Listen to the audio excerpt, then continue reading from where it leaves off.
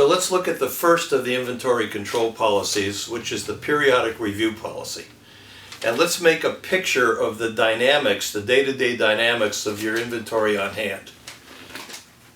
So the picture has a vertical and horizontal axis.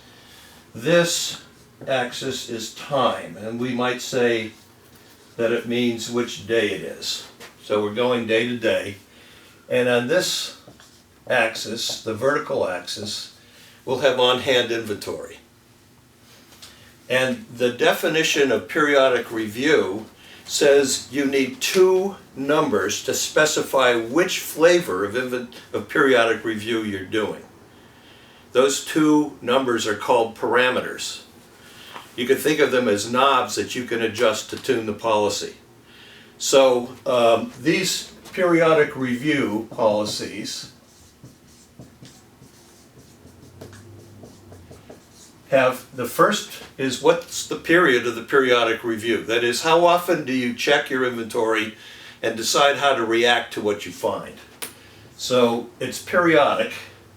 So periodically, say let's say at 30 days, 60 days, 90 days, and so forth, you will decide what to do next.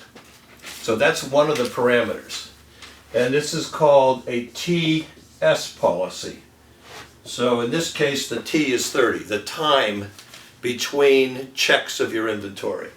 And the S is called the order up to level. We put that here. And the idea is you try, when you replenish, to get back up to the order up to level. And that can be, the T could be smaller or longer. You could look every week instead of every month. And the order up to level could be lower or higher. So let's see how the inventory would play out as days go by. And maybe we'll use red here to illustrate. Let's suppose we start out at time 0, like now, and we have an amount equal to the order up to level, which might be, let's say, 30 units. Now, with each passing day, demand will come in at random times and in random quantities.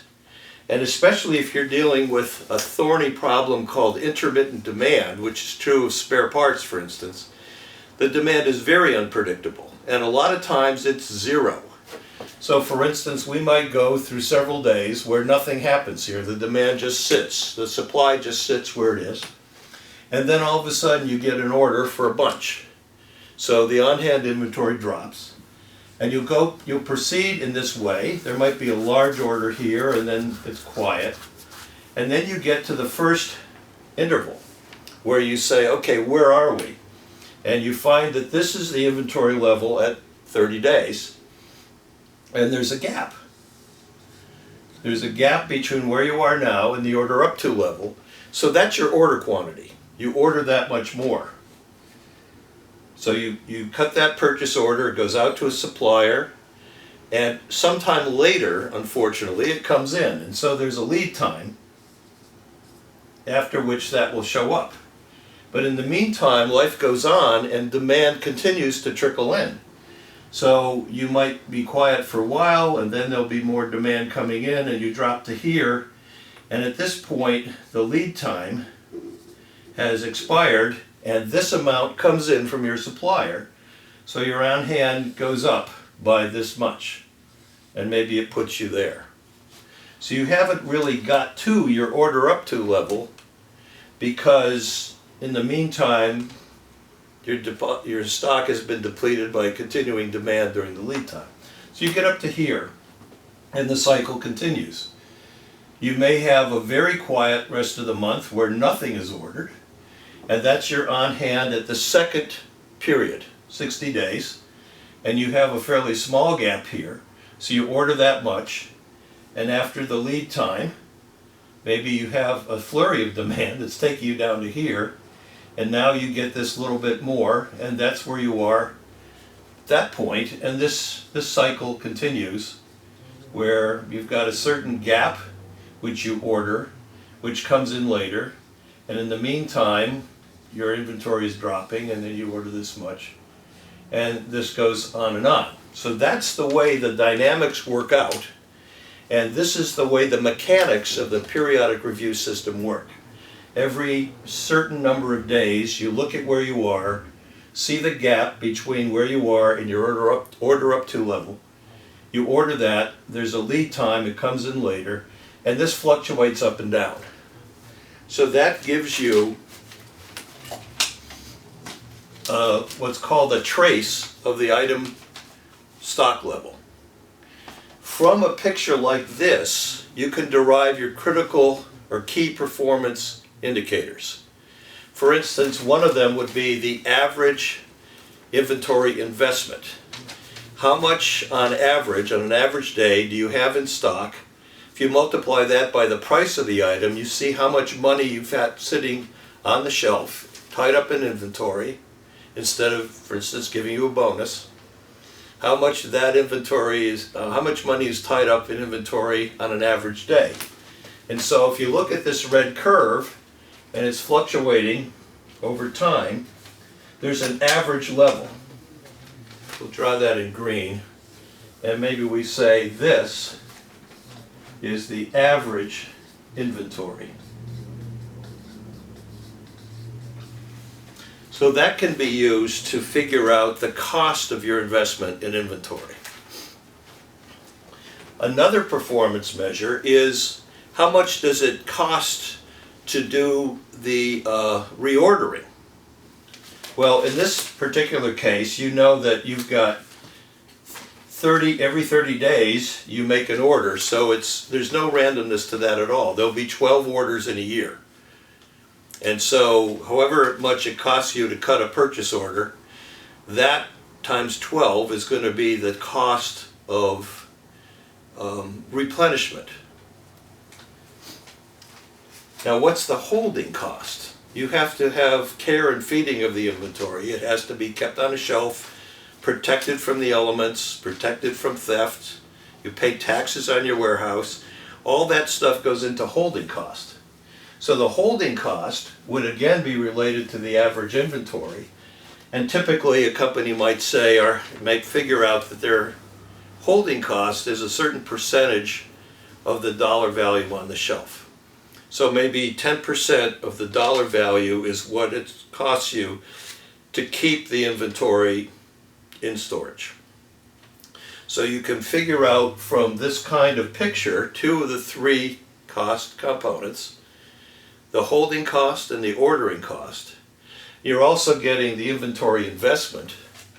And the final performance metric is, what's your stock out risk? What sort of service level do you have? And if we look at this picture, we've gone through 3 cycles where there was never a stock out. So the stock out probability is 0, and the fill rate is 100%, at least for these 3 months. But if this red line you happen to have a very busy time, and you went down here, then all this is going to be stuff you could not supply when asked. So this picture can also show you the third component of inventory operating cost, which is the shortage cost. And you have to think about what does it mean when we can't immediately provide the item that's requested. If you're operating under what's called a loss policy, then it's just gone. Somebody else gets the business. So if you're selling a $100 item and you can't provide it, then you've lost the $100. But that may happen rarely. So you look at what fraction of the demand was lost and multiply that by the $100, and that tells you how much money you've lost as shortage costs during a year. And you can add that to the holding cost and the ordering cost to get a total cost of operating the inventory. And that's that vertical axis on the trade-off curve. That's the cost side. And on the horizontal axis, and that fundamental trade-off, is the availability. And it's this sort of thing that tells you your availability. So this sort of dynamics can be analyzed. This can be simulated in a computer. if we have a model of demand, we can show you scenarios of this red line. And in a different month, of course, you'll have different red lines because demand will unfold at random. But if you do that a couple of thousand times, you get a pretty good idea of what's going to happen if you choose a certain T and a certain S. And then you can decide, what if I change T? Or what's easier is, what if I change S? How will that shift me on the cost curve? So that's how you can go from this kind of detailed analysis of the day-to-day level of inventory and get an idea of where you are on the cost curve. And then you can do what's called what-if analysis. What if we changed S from, say, 30 to 25? What do we gain? What do we lose? We'll have less inventory, so we gain on holding cost. We'll probably have more stockouts, so we lose on availability, and we would shift down and to the left on that curve. And maybe that's what we can tolerate these days. And maybe someday we can go back to the right. But for now, we may be in a pinch, and we may want to drop S from 30 to 25. And we can see what happens instead of guessing at what happens. We can see how both the costs and the availability change. And that's the key virtue of doing the analysis. It shows you what your trade-off curve is, and if you decide to change your policy, it'll show you where you're going to move on it. So that is what we've just said here is going to be true of the other two continuous review policies, but that all work the same way. We have a slightly different picture. So the next step is to show how the other two policies play out this way.